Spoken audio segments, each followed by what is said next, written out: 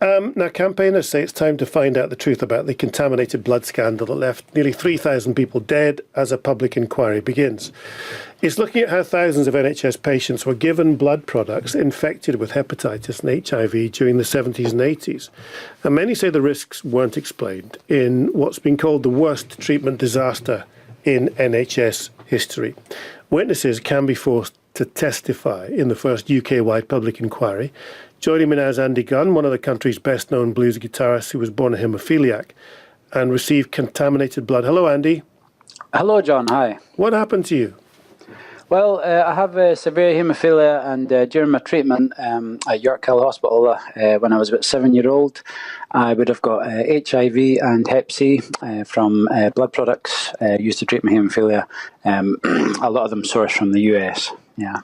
Andy, I'm thinking back then, probably the blood products being used, people just thought, well, that's fine, a doctor's giving it to me, it's all going to be good. When did you know, or when did your family know, I guess, given that you were just a child, know that something was wrong? Well, that's part of the cover-up, is that people weren't told for many years. The information was kept back from them. So I wasn't actually told till I was 14, even though they knew for years that I'd been infected, because the doctor, said, you're getting to that age, well, we have to tell you that you've got HIV.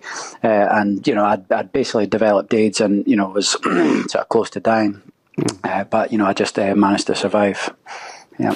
I think the government does pay some amount of money to yourself and others like you, doesn't it? Is that what happens just now? Yeah, that's right, but we've had to fight tooth and nail to get to this point, and it's still kind of woefully inadequate. When you think of like a lifetime of people's careers being ruined and not able to support. So you think you would like to go to court to get more money? Well, exactly. I mean, that's part of it. If this was like a regular case where some company had just walked up to you and given you HIV, you'd be entitled to millions of pounds, wouldn't you? But I mean, it's not necessarily about the money. It's we need truth, and we need sort of justice. Because what's happened to us is like a criminal thing. Andy Burnham, the previous health minister, he says it's a criminal cover-up on an industrial scale. Lord David Owen, he says it's ridiculous. Like his ministerial notes were shredded.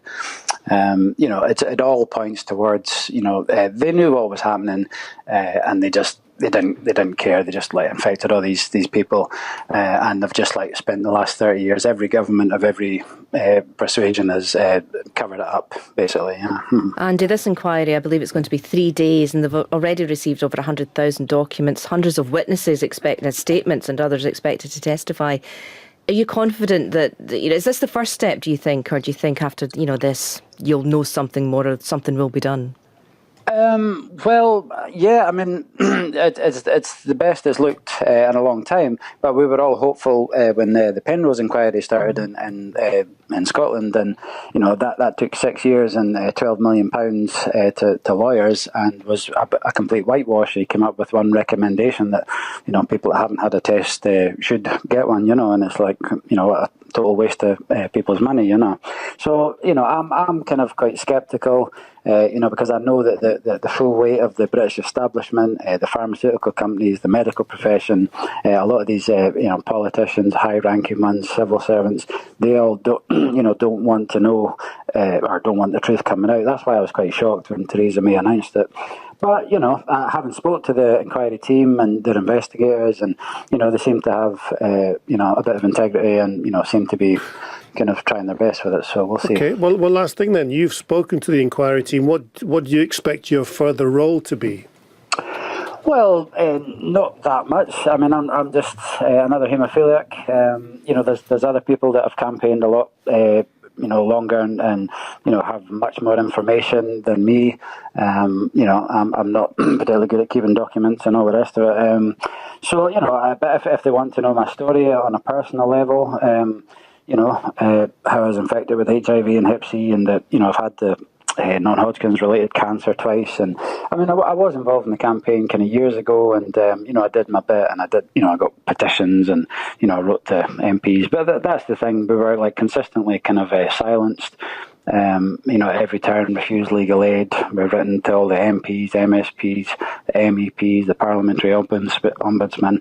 The list goes on, and they all just passed it back and just kind of wanted the thing to go away. So. Thank you, Andy. Appreciate you coming on. Andy Gunn, who was infected with Hep C and HIV.